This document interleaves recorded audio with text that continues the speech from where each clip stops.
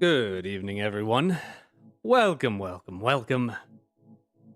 It is 6:29 p.m. CST,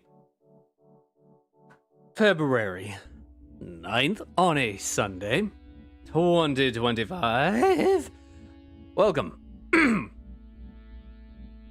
What up? Bad timing, how so?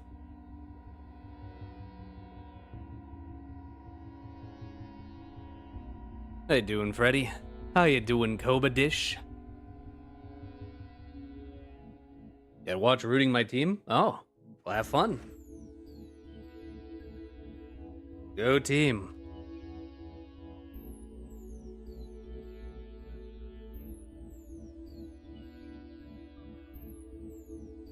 I have no investment, but I guess I hope the Chiefs lose.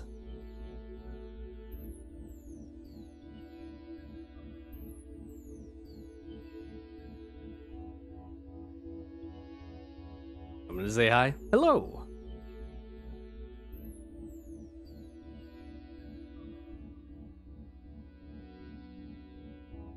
Where did my hair tie go?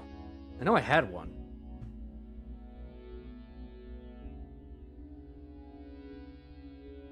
I know I had one today.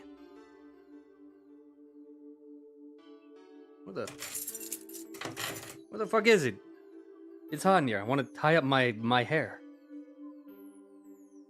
The chefs? No, the Chiefs.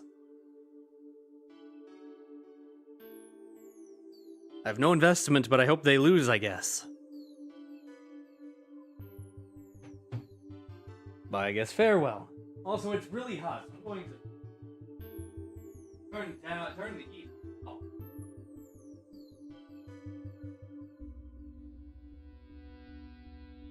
There.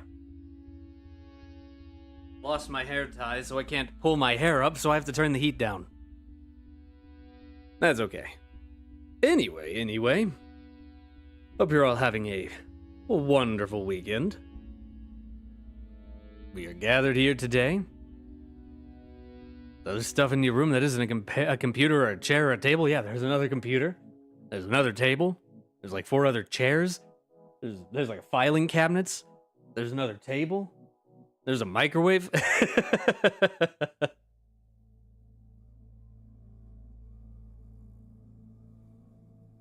There's a couch. There's another chair. Yeah.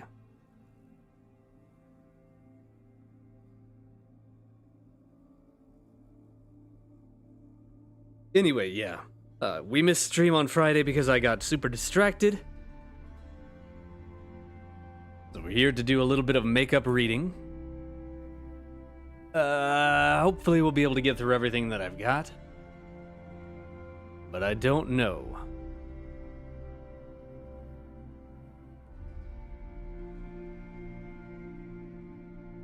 You know what I just realized?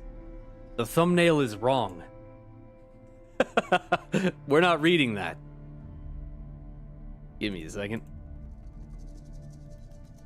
I need to fix it.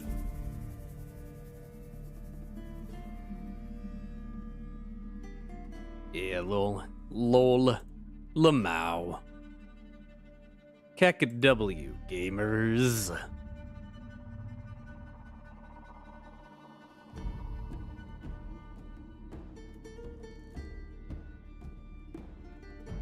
Bum, bum, bum.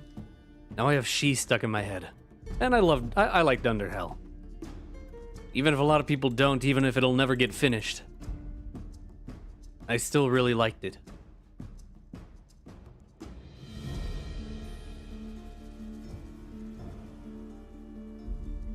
I accidentally put in the wrong number for the article that got the thumbnail. That's actually not what we're reading.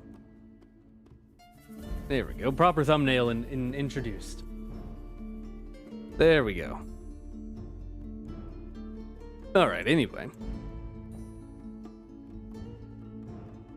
I'm planning on playing or finishing Life is Strange True Colors after this. Why don't we get started? Shall we?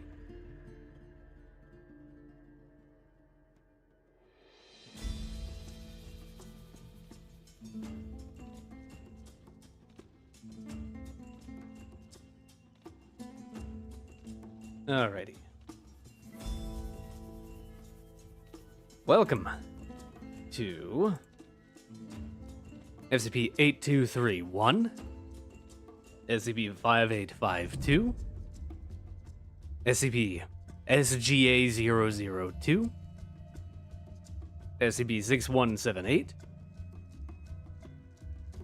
Level 97, and Object 23. I don't know if we'll have the time to get through all of them. I'm gonna try. I'm cutting off at 8. So, we got like an hour and a half. Let's get started, shall we?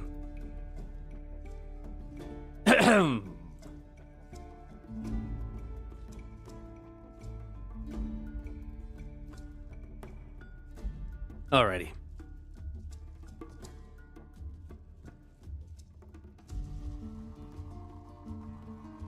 Red rings. Item number SCP-8231. Object class anomalous. Special containment procedures. SCP-8231 is housed in a secure containment chamber in the first sublevel of Site-231. As it has been found to improve morale, a different member of on-site personnel has been assigned to water SCP-8231. Once per day, under protection of an armed escort from Mobile Task Force Alpha-1. Red right hand. Description: SCP-8231 is a flower specimen resembling a king protea. SCP-8231 is a flower specimen resembling a king protea. Protea cineroides. Albeit with an unusual red color, not normally found on the species. When faced with SCP-8231, personnel are known to comment on certain aspects of the anomaly, such as its bright color and uneven petal lengths. A poorly understood feeling similar to nostalgia is sometimes described by those who spend significant time with SCP-8231. These aforementioned responses to SCP-8231 are non-anomalous.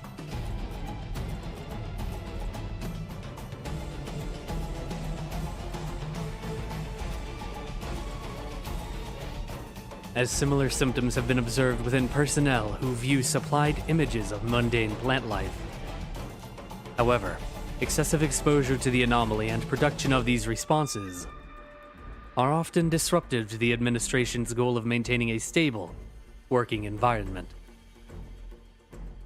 Apart from its unusual color, SCP-8231 is remarkable for its exceptionally long lifespan, resilience, and uniqueness. The anomaly has stayed healthy since its initial discovery, 650 years ago at the time of writing.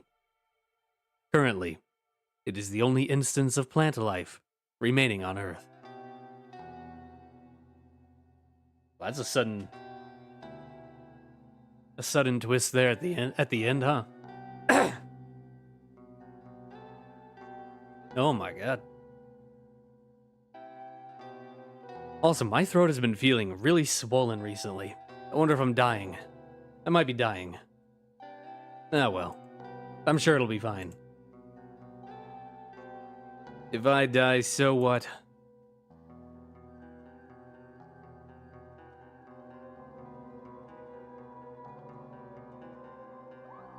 Alrighty. Next.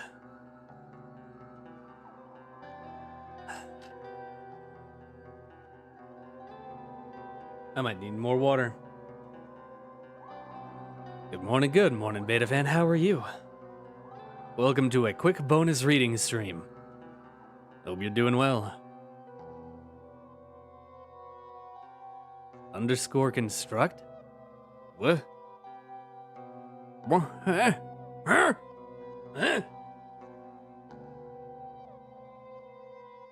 I'm scared and confused.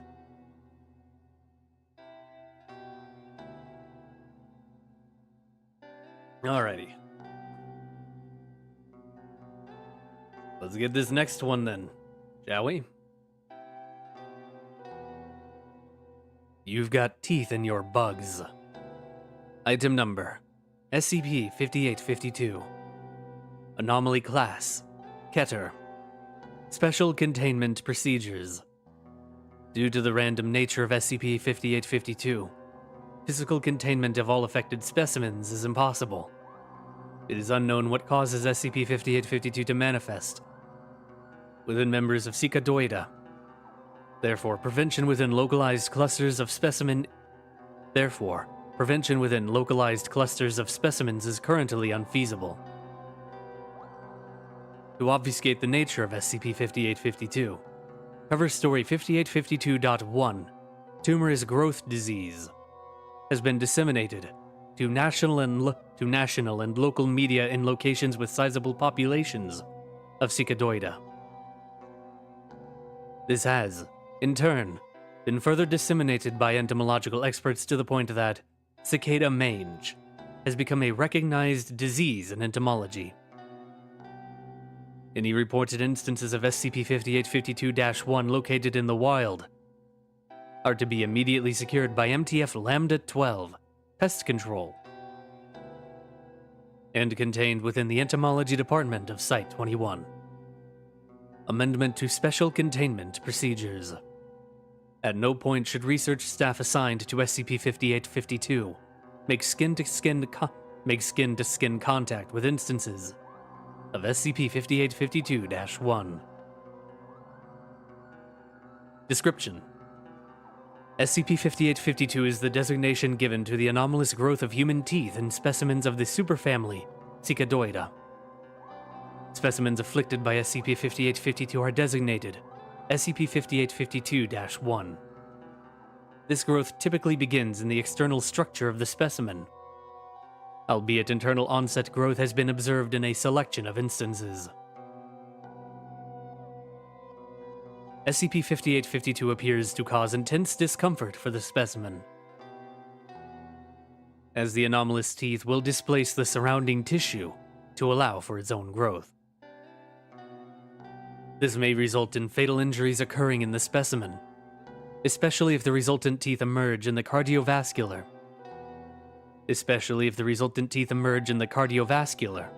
or nervous systems of the insect. Instances of SCP-5852-1 will continue to anomalously grow teeth until the specimen's exoskeleton is entirely overwhelmed by the presence of teeth. At this point, instances of SCP-5852-1 will proceed to slough their entire exoskeleton, in a process not dissimilar from molting. Footnote: analysis of this molted exoskeleton has found that it is wholly composed of hydroxyapatite.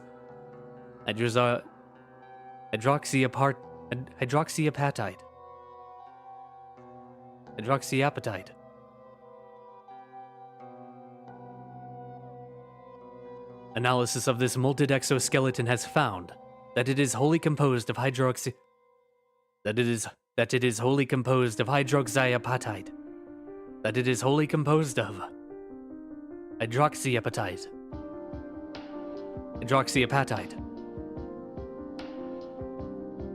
A naturally occurring calcium mineral found in tooth enamel.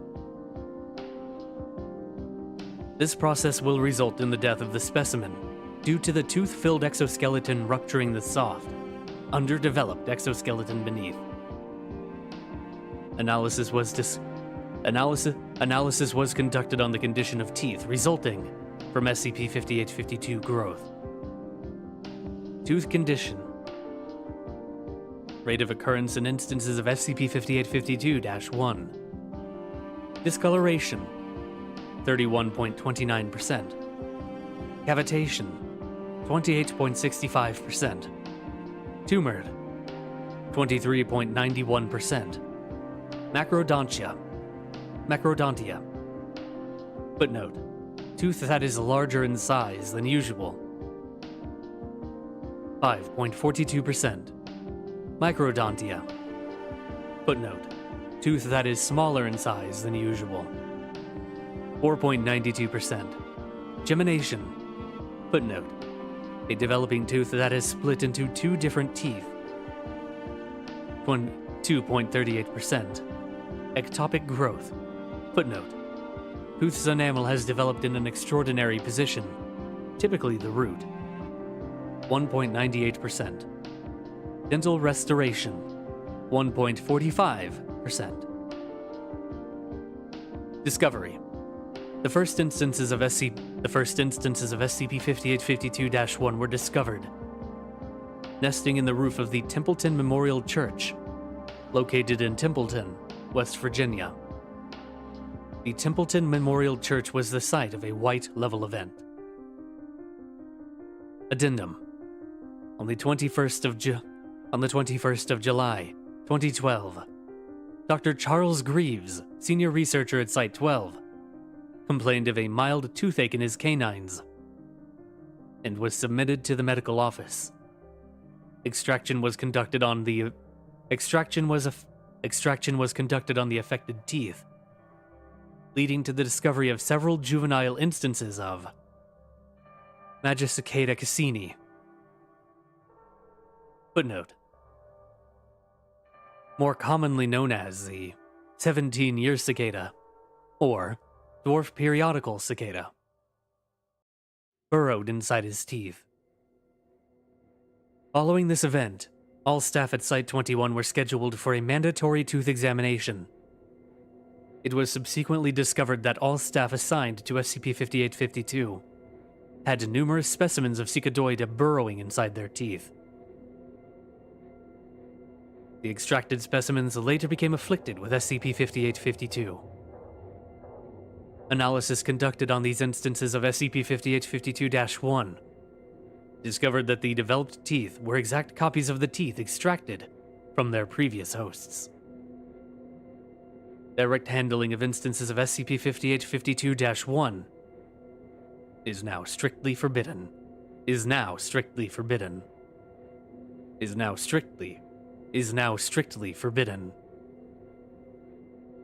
Will you ever make a blooper reel for your reading videos? I mean, that's kind of what the live streams are for, right?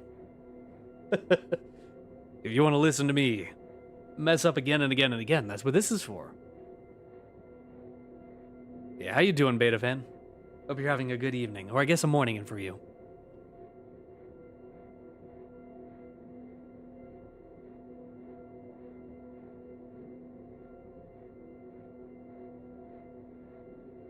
Water.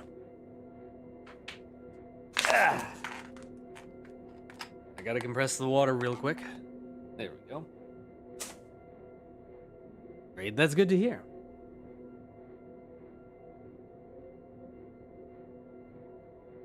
You know, once I watched a video about botflies. Unrelated. And I forever had a fear of bugs being in my shirt. Wanted to go boxing, but my coach was sick. Well, enjoy your time off at least. Did someone say SCP readings? And did they? Indeed, they did do on the grass. How are you? Welcome, welcome, welcome. We're getting in some quick reading work before we play Life is Strange. True Colors later this evening.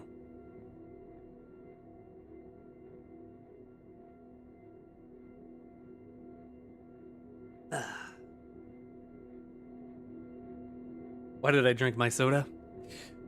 I need my water. Well, I also had a fear of botflies as a kid, yeah.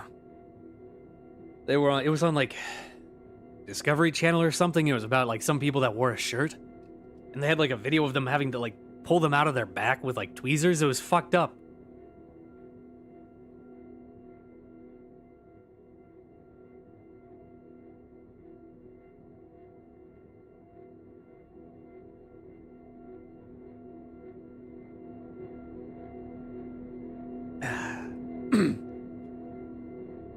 Oh, let me get some stretches in.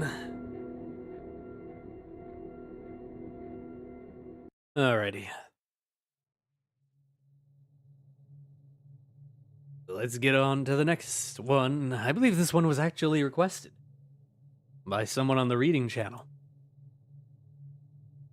Which person? Hold on. Yeah, there's a Twitch person.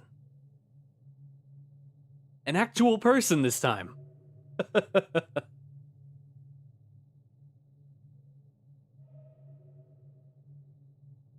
Alrighty.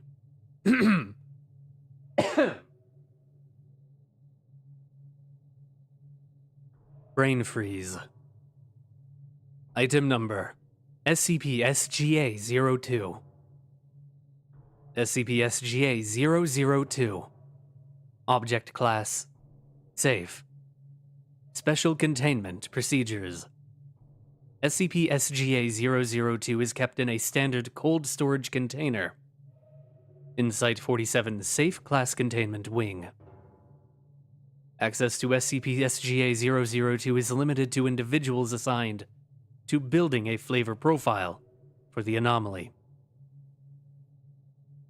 At least one D-Class personnel who has previously consumed SCP-SGA-002 and reacted positively to its flavor is to be kept on hand for testing.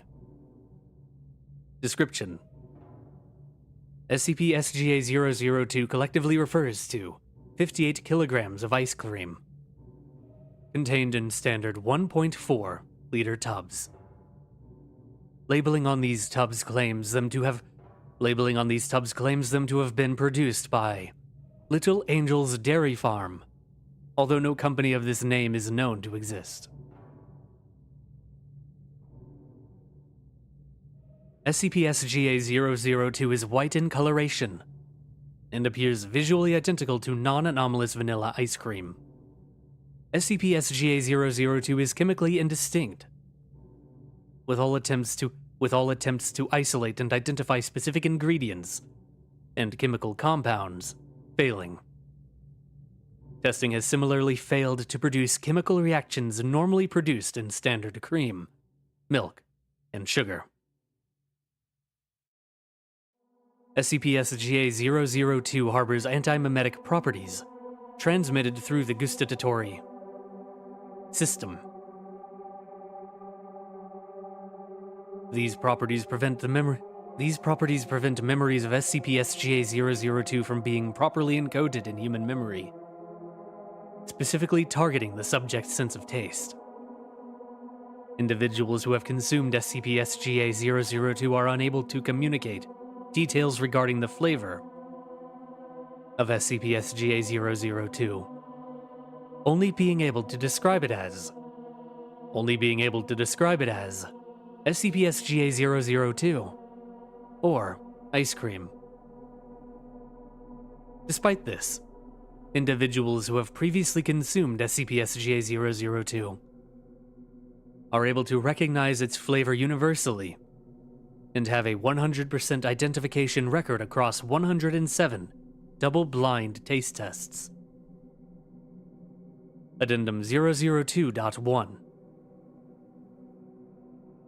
Current attempts to determine the flavor of SCP-SGA-002 are centered around ingesting the anomaly, alongside additional chemically distinct items. As of April 23rd, 2020, over 540 individual items have been consumed alongside SCP-SGA-002, with a majority of which being considered complementary towards SCP-SGA-002. The following are several notable toppings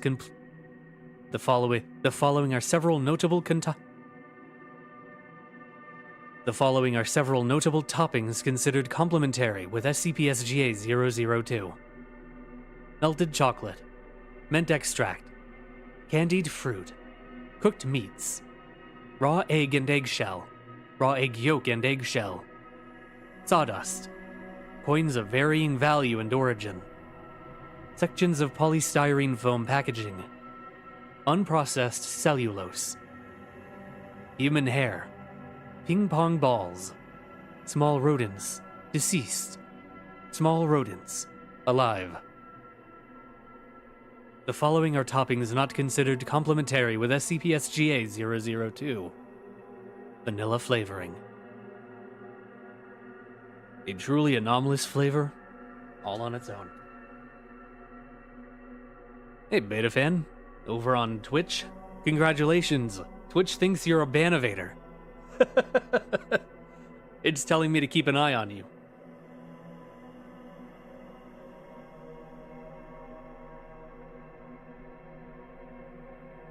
Should really add restream? Nah. No.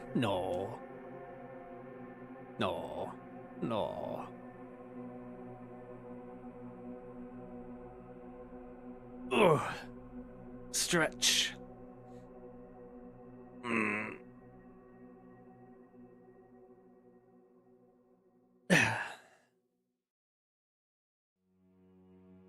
I tell it to stop monitoring you?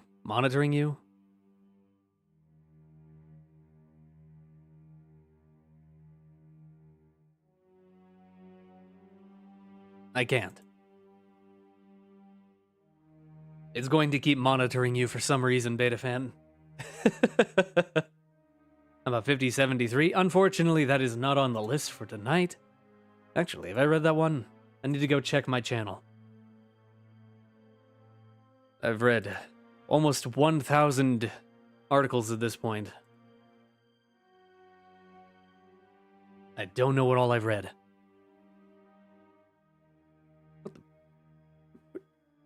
Why is it not giving me my fucking channel? There it is. Alright. I have not read that one, so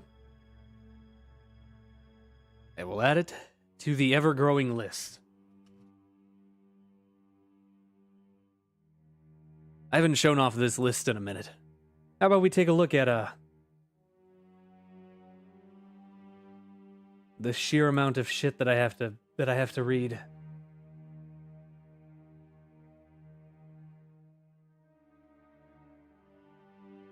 Here.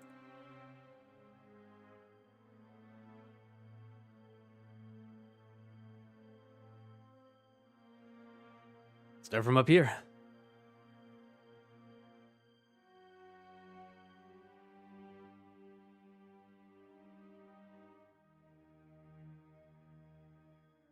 That's a lot.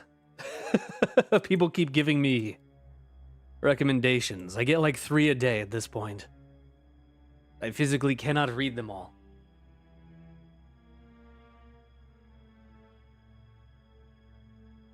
Main actual list? Yep. And I pick stuff out from it whenever I need to. Whenever I make up the readings for the week.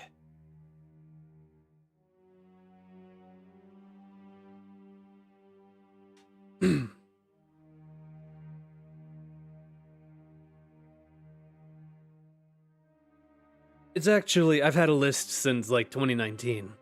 This is a more like easy to read list. It used to be in random order. Now it's mostly in order.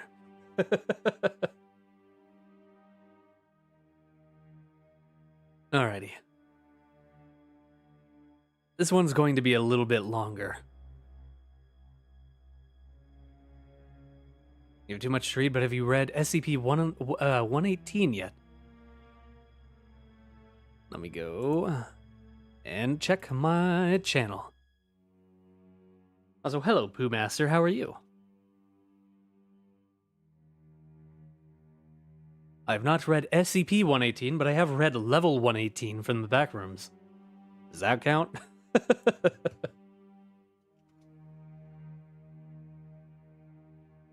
Surely, though. Oops. I pressed the censor button. Surely that counts, right?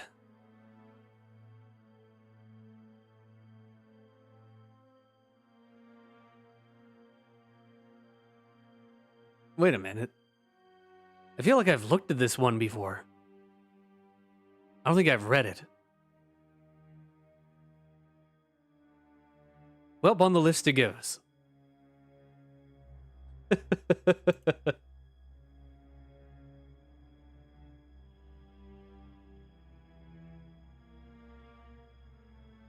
$118 was pretty good. I just read it recently. Yep, I will add it to the list. I'll see if it gets pulled up. Would your list be able to write Shakespeare within 334 days? I mean, if you took all of the text from it and turned it into like an AI text generating system, probably. Go back to YouTube, return. Return to YouTube. We miss you. Alrighty.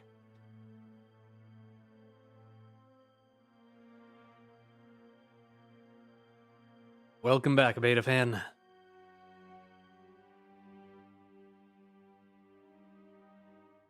Alrighty.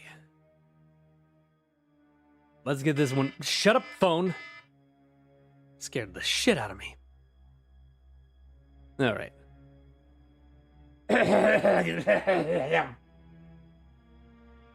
Let's go.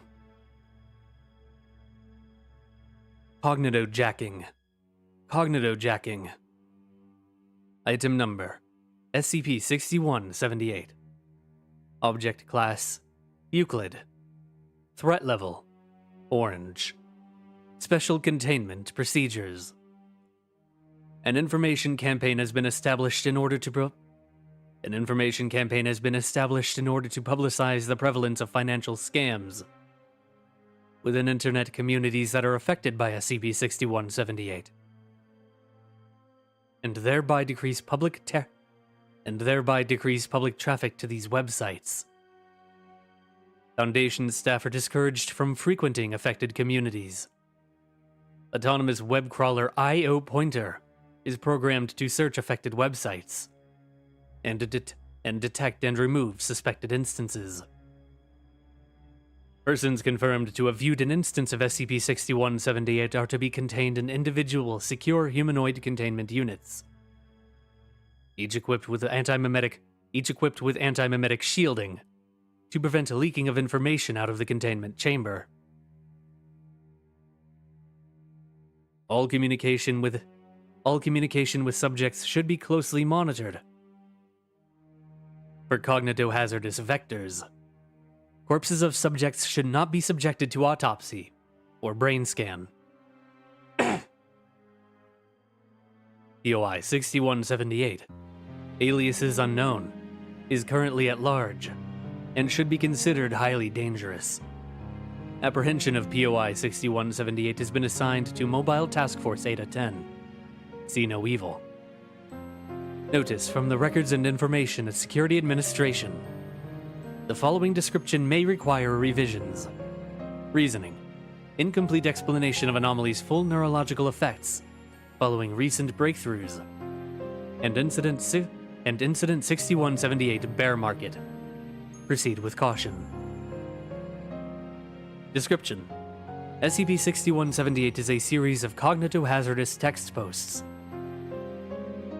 which periodically appear on social media platforms dedicated to financial speculation, especially communities involved with cryptocurrencies, stock trading, or exchange of non-fungible blockchain tokens. The content of these posts is largely incomprehensible, but typically mimics the style and structure of non-anomalous posts in these communities.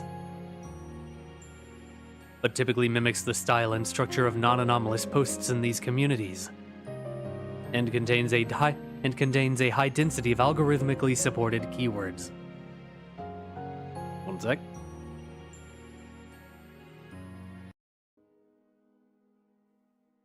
Continuing. The majority of persons who view an SCP-6178 instance for any considerable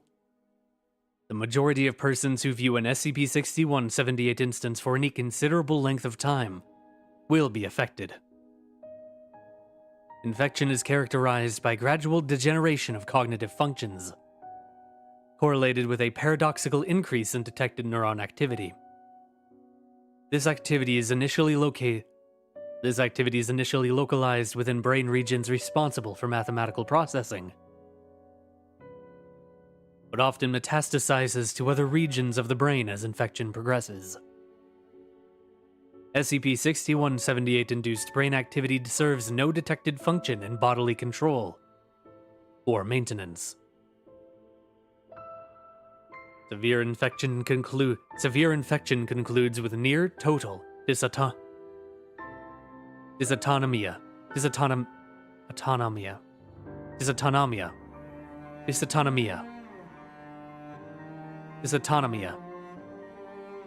Footnote: failure to maintain subconscious bodily functions, e.g., heartbeat, temperature regulation, breathing.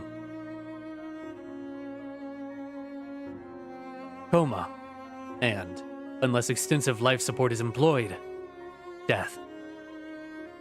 A neutralized SCP-6178 instance has been attached below. The text has been removed from its original context, and several key cognitohazardous vectors have been automatically purged. And several key cognitohazardous vectors have been automatically expunged. Access file: SCP-6178/attachments/example.txt. Investors rejoice! We are now pioneering discovered game-changing innovation in the space. New business intelligence is that we transform customers directly to capital. Join today, and we believe that some will be regrettable for the greater good. Here's your ticket to the moon. Cognitohazard expunged. There are two kinds of people: those who reach above Rube standards of morality and grasp your own actualization, and those who will never know success. Cognitohazard expunged. In the coming days, and the market soars 10 million%. Be ready. There's one easy trick to increase your share capital that they don't want you to know about. Step 1. Find someone who doesn't believe and... Cognitohazard expunged. Until they can't anymore. #investment. #tips. We are always seeking new brain power to help us achieve greater heights. Can you get in on the ground floor of this innovative engine? Are you with us, or are you beneath us? If you're reading this, you've already made your choice. Enjoy your new life. You've earned it. Cognitohazard expunged. Welcome. Addendum 1. Research. Personal log. Dr. Frederick Hayden. First few days assigned to SCP-6178 research. Not even sure what I'm looking for exactly, but Command doesn't like what they don't understand. It is a weird one. Can't put conjecture in the description, but I don't think the neurodegeneration and the anomalous activity are just correlated. Every time a new part of one of these people's brains lights up with it. Every time a new part of one of these people's brains lights up with 6178 activity, they start to lose function in that area. If the brain is a computer, it has limited processing power, which can be used up. I think the key is figuring out what that processing power is being used for. That activity isn't actually directing the body to do anything, and it's not just neurons firing at random. Looks exactly like high-level data processing, even in regions that don't normally do that. Look into getting some control brain scans of people presented with lots of data. Waiting on those control scans. I've been having trouble sleeping. Think it would get easier after years of foundation work, but watching these people's minds decay, I can't even do anything about it yet. Couple dozen subjects, all of them saw one of the first instances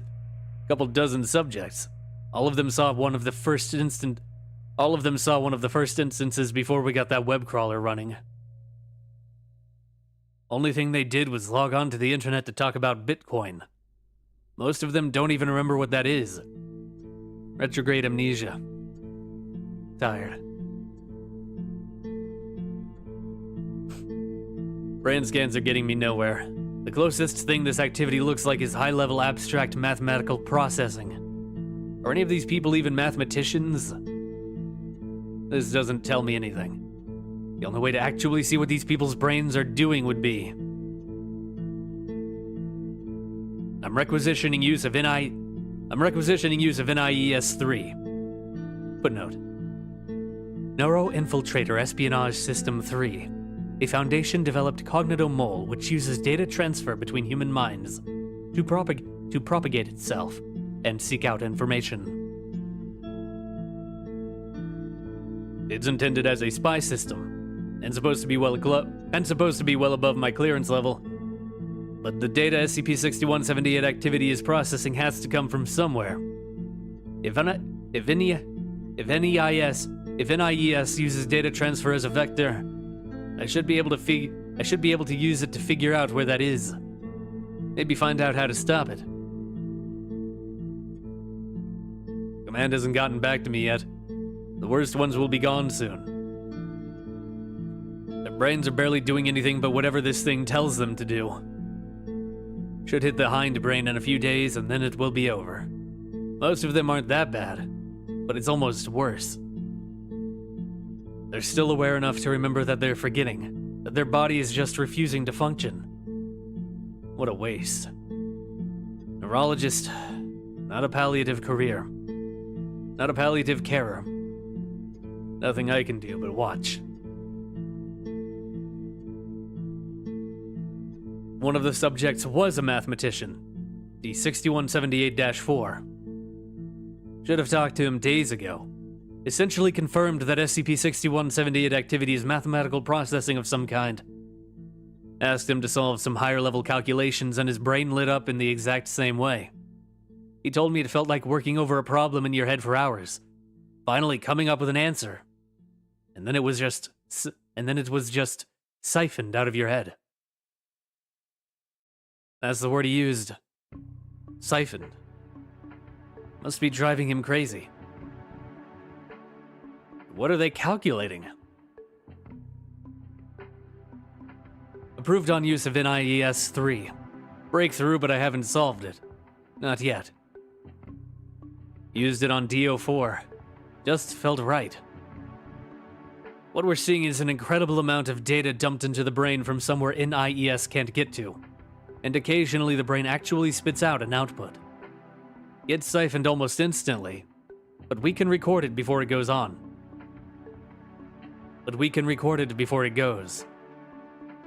It's just codes that I don't understand, but it's clearly the answer that something wants. 0000000000000005990FC0F3 EBA193A 2785342220B 2B 37E9849 E1A770CA 959. What the hell does this mean? We figured it out. Oh my god. Oh my god. Some of our lab techs recognized that code. Apparently it's something called a block hash, used in cryptocurrency mining of all things. The same communities that SCP-6178 targets in the first place. You need to generate the right number in order to receive a valid currency, so you need processing power. As much of it as you can get. We checked the ledgers of a few of the most popular cryptocurrencies, and sure enough, transactions using valid coins stamped with legitimate numbers. Except they were the same numbers that these people have been killing themselves calculating. All eventually linking back to the same wallet. We don't even have their name, just a designation. POI 6178. These people's brains aren't being wasted.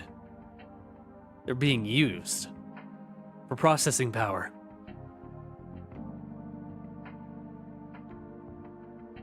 Addendum 2.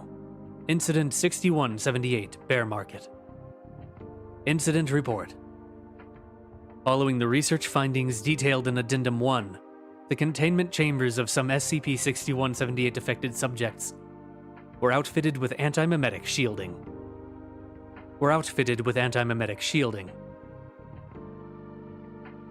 Preventing data generated by the brain from leaving the unit. Additionally, several cryptocurrency wallets belonging to POI 6178 were remotely accessed and disabled to prevent spending of anomalously acquired currency.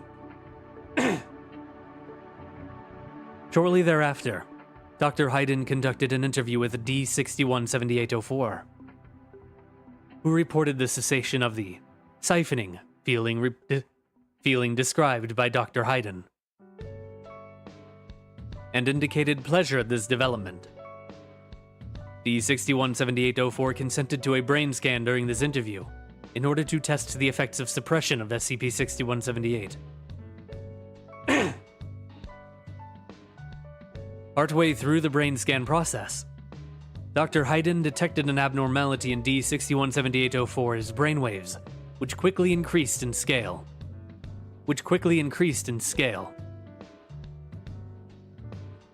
Unprecedentedly high activity in all regions of the brain was observed, producing symptoms similar to an extremely severe epileptic seizure.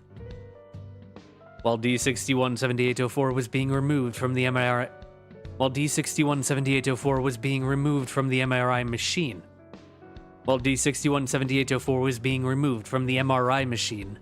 all brain activity suddenly ceased. D617804 was pronounced dead due to status epilepticus several minutes after the scan commenced. Upon Dr. Hayden's return to the containment chambers, 100% of SCP-6178 affected subjects were found unresponsive. Cause of death was determined to be seizures identical to D617804. Several subjects were found to have written messages on the walls of their containment chamber prior to death, using their own bodily fluids. All messages read as follows: "My investment." Several days after this incident, a lab technician in Dr. Hayden's research team was diagnosed with symptoms consistent with SCP-6178 infection. Within 1 week, 94% of personnel who viewed D617804's brain scan, or the messages written by the other subjects, were diagnosed with SCP-6178. The leading hypothesis is that cognitohazardous triggers were embedded in the subject's brain from an external source, likely the same one providing them with mathematical data. It is recommended that the corpses of all future SCP-6178 victims be incinerated without autopsy.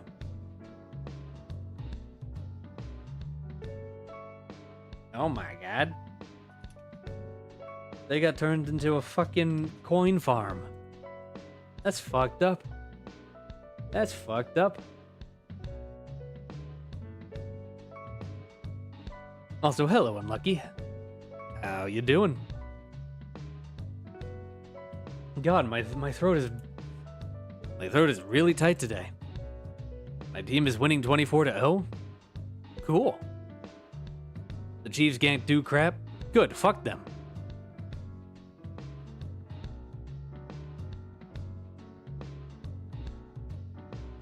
Maybe they should change their name and their fucked up cheer. Hi. Hello.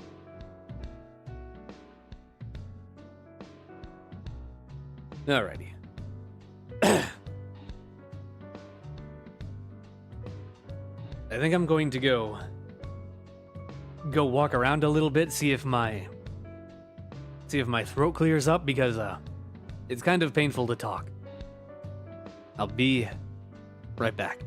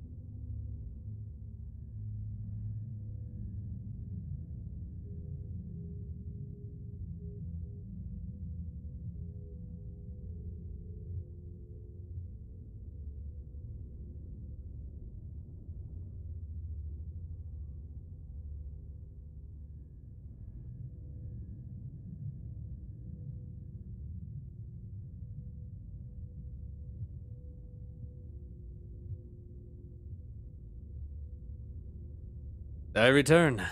Welcome back. Alrighty. Sorry about that. Feels a little bit better. I just needed to cough really hard.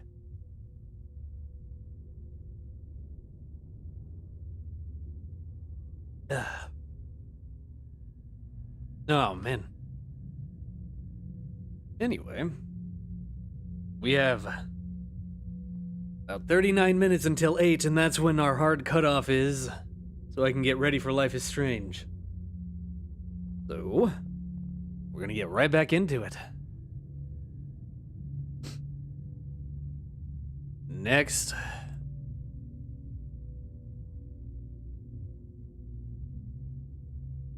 Level 97. Lighthouse. Survival difficulty. Class 3. Unsafe. Unsecure. Low entity count. Level 97 is the 98th level of the Backrooms. Description. The explored portion of level 97 consists of a small island, surrounded by a saltwater ocean. This island is covered mostly with overgrown grass, as well as some moss-covered rocks. Scattered throughout the island are a number of weathered gravestones. Occasionally, new gravestones will appear, though this is a rare occurrence. Level 97 has no day-night cycle, and always appears to be nighttime. The sky is starless, but has a large crescent moon. But a large crescent moon can always be seen in the sky. There are no clouds or precipitation, but level 97 is always covered with a thick fog. In the center of the island is a large white lighthouse. Because of the nature of level 97, the interior of this lighthouse has not yet been explored. The light at the top is always shining and slowly spins around, breaking the fog. Any object the light shines on will be destroyed through unknown means. The ocean surrounding the island stretches as far as the eye can see, although it is extremely deep. And although it is extremely deep, it has been confirmed not to be bottomless.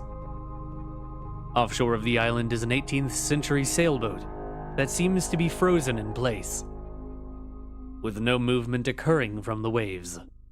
Because this ship is relatively safe in comparison to the rest of level 97,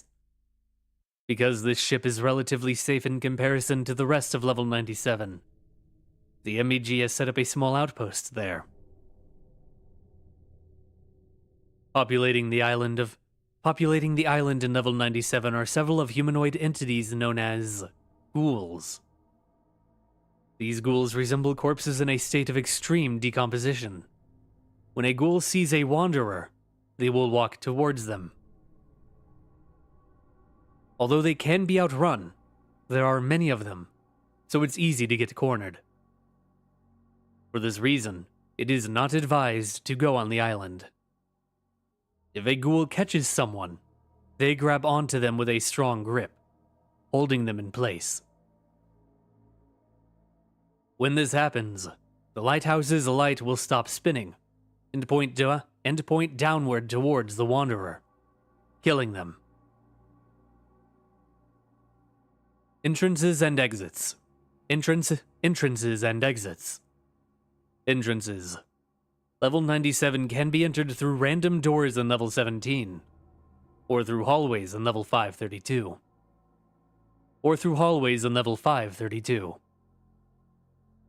Exits. Clipping through certain walls on the ship can lead to level 11. Clipping through certain walls on the ship can lead to level 100. The ship is also home to a single door that leads to level 372. Additional documents. Radio broadcast. Radios on level 97 have picked up a looping Morse code transmission that seems to be present at all times.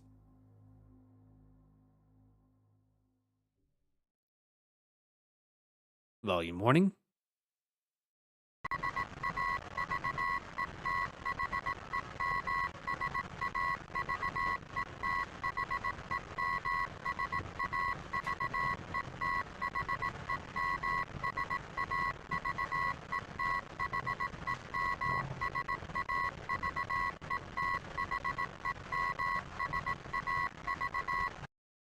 That's enough of that.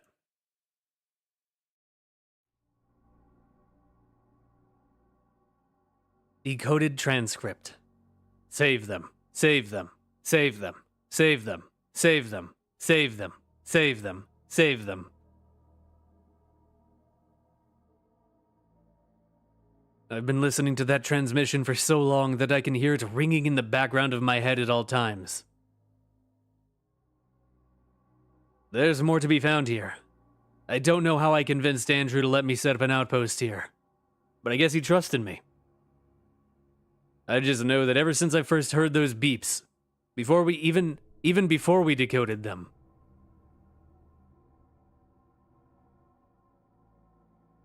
it's been like something was calling me. I just need to figure out what. I'm going to do something very dangerous tomorrow, so I'm going to write down some of my thoughts just in case. First of all, I made a little bit of an embellishment in my report to the MEG.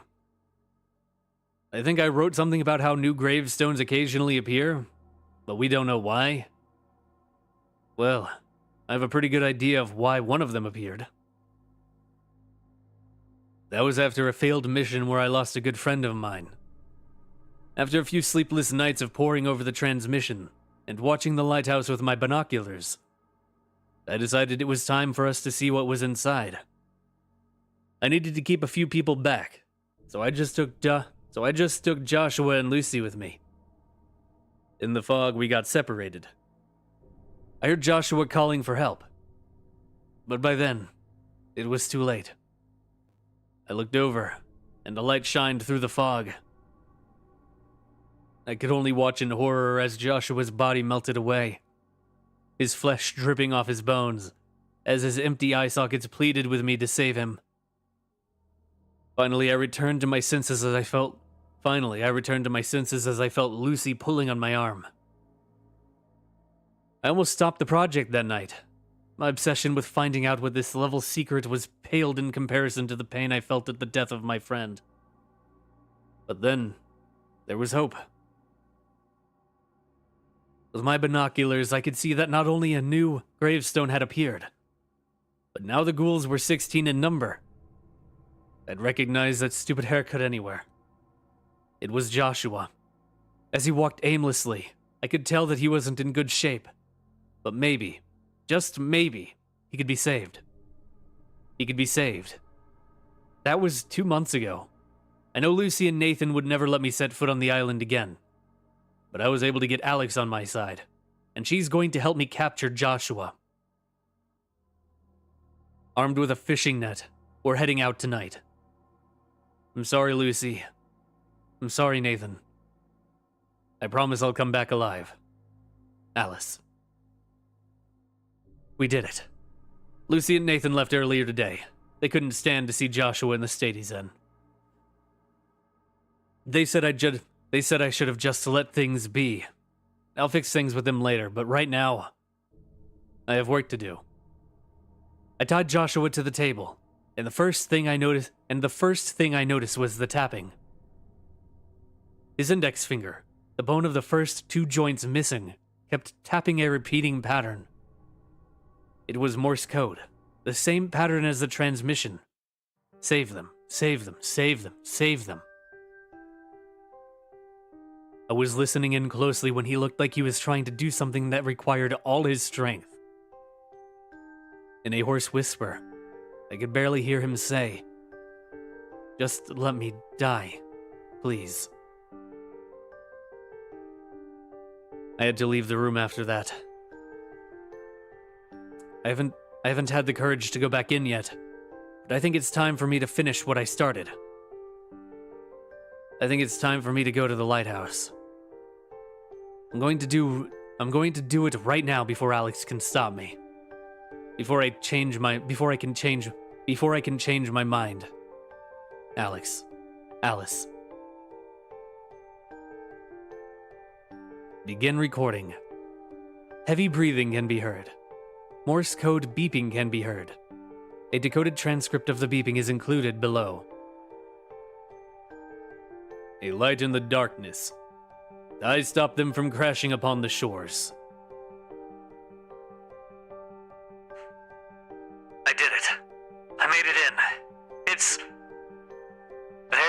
eerie in here. So dark. I can hear the beeping, but it's not the same as the transmission.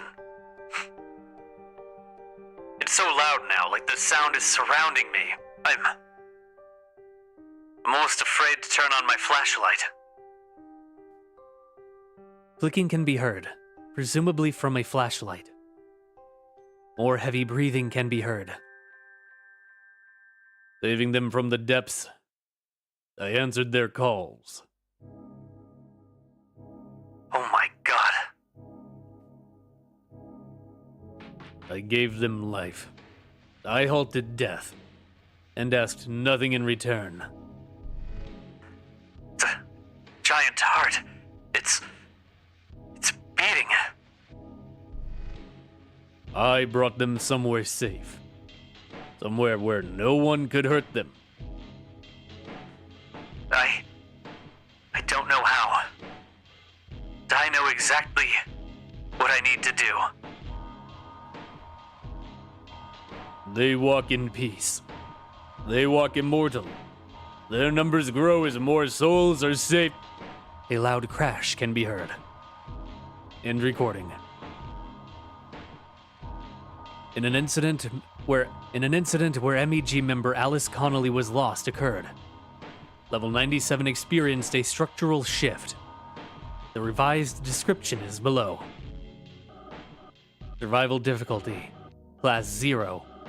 Safe, secure, devoid of entities. Level 97 is the 98th level of the Backrooms. Description. The explored portion of Level 97 consists of a small island, surrounded by a saltwater ocean. This island is covered mostly with overgrown grass, as well as some moss-covered rocks. Scattered throughout the island are 17 weathered gravestones. Each of these gravestones has a variety of flowers growing around them. Level 97 has no day-night cycle, and always appears to be nighttime. The sky is starless, but a large crescent moon can always be seen in the sky. Level 97 has no weather, including clouds and fog. In the center of the island is the ruins of a large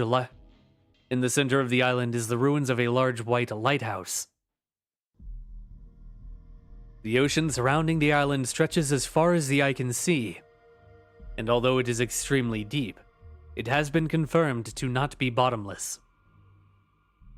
Offshore of the island, the wreckage of an 18th century sailboat can be found. Entrances and exits. Entrances. Level 97 can be entered through random doors on level 17, or through hallways on level 522. Both of these entrances lead the wreckage of the boat, so it's recommended that all wanderers entering the level are prepared to immediately swim to the surface. Exits. The wreckage is home to a single door that leads to level 372. There is also a hatch in the ruins of the lighthouse that leads to level 522. Swimming in the ocean will sometimes lead wanderers to the shore of level 448. Through unknown means.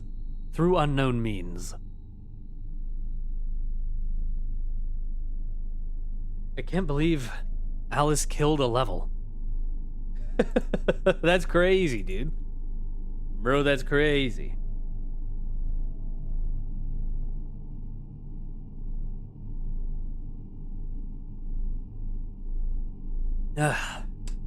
Didn't even know that was possible. But here we are. Congratulations, Alice.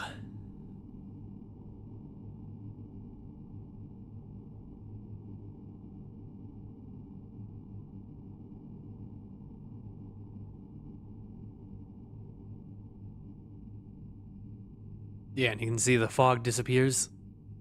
Yeah. That's cool. I like that one. That was a fun article. Anyway, We got one more thing left to do, then I got a piece. 'Cause I got stuff to do before life is strange. So we're gonna go right into it then, shall we?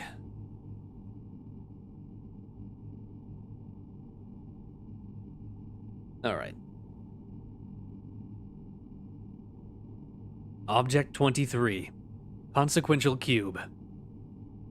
Consequential Cube is a Rubik's Cube mainly found within buildings inside the Backrooms. Description. Consequential cubes are a Rubik's Cube that, when spotted in different levels, are observed to always be scrambled. Each scramble has been seen to be different, and always extremely difficult to solve. Consequential cubes have the appearance of being heavily used and being old in all sightings. These cubes can be seen on indoor levels, or rarely on outdoor levels. Consequential cubes produce an odor similar to a stale pizza or a children's birthday party. No matter how much it is cleaned, it always has this scent. Symptoms and effects. When picked up, it will cause the person who had picked up the consequential cube to freeze in place until the wanderer solves the cube. However, the consequential cube will only be able to be interacted with by the person who made contact with it. Any other individual's hand that is attempting to interact with the cube has been seen to phase through it. This is the same for the user's body as well.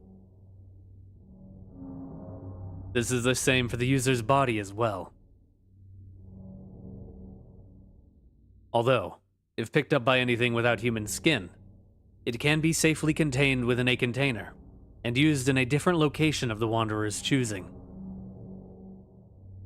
Depending on the colored side that gets solved first, it can reward or punish the person solving it. It appears that each color is consistent with whether it is a bad consequence or a reward. However, the outcomes are randomized and are completely different for each solution. Although, the outcomes cycle through a list of different outcomes according to the color. The list below states each color, and each outcome it has.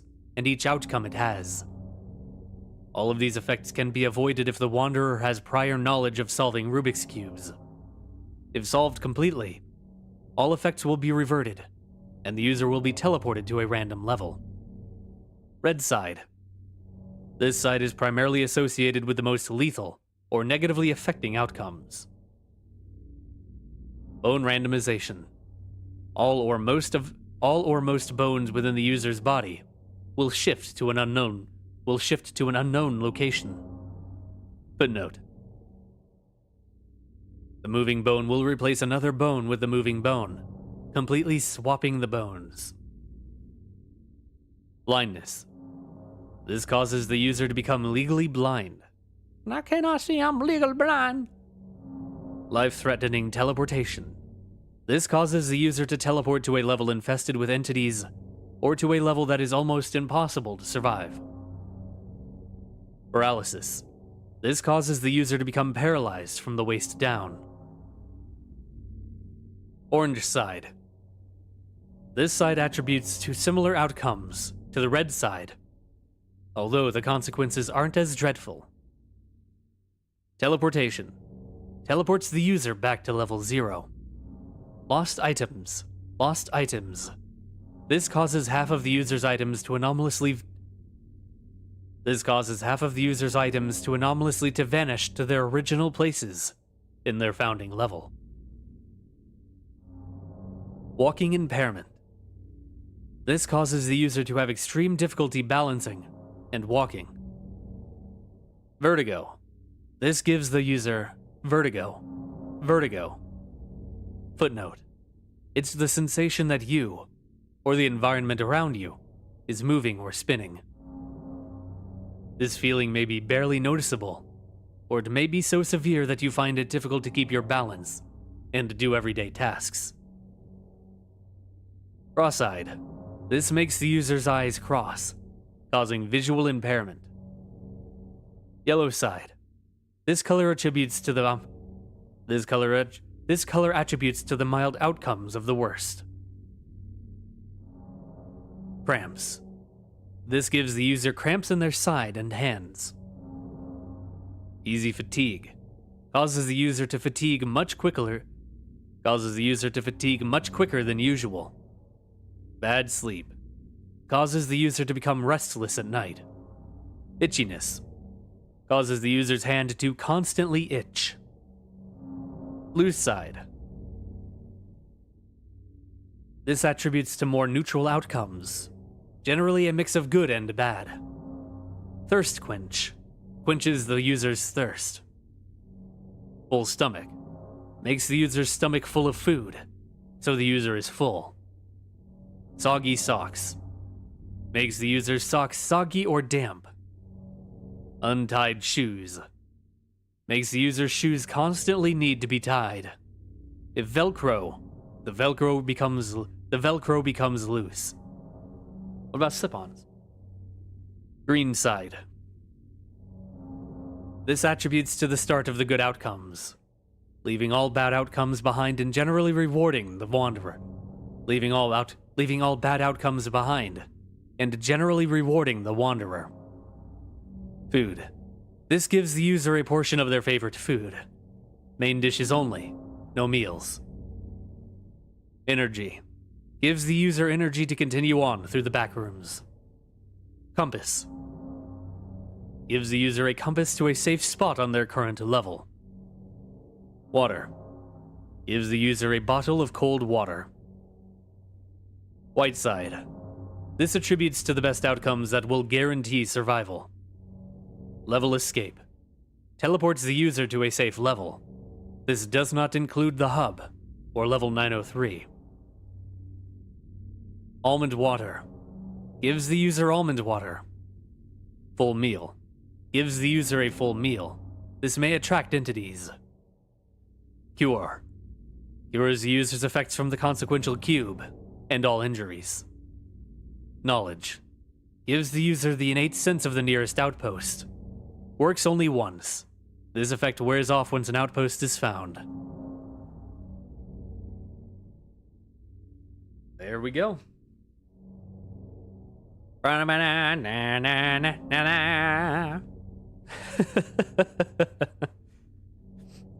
Like I said, a quick one. Very quick. But that will be it. Slip-ons easily kicked off while walking. Now that's a curse. How you doing, Dilligaff? Alright, yep. I am going to go do some preliminary stuff to get ready before we do Life is Strange. I have some things I need to work on. So I'm gonna go do that. I will be back in like an hour. We're gonna finish Life is Strange True Colors. So, thank you all for hanging out. I hope you had a good time, because I certainly did. If I don't see you in Life is Strange, I hope you have a good night. And I will see you all later.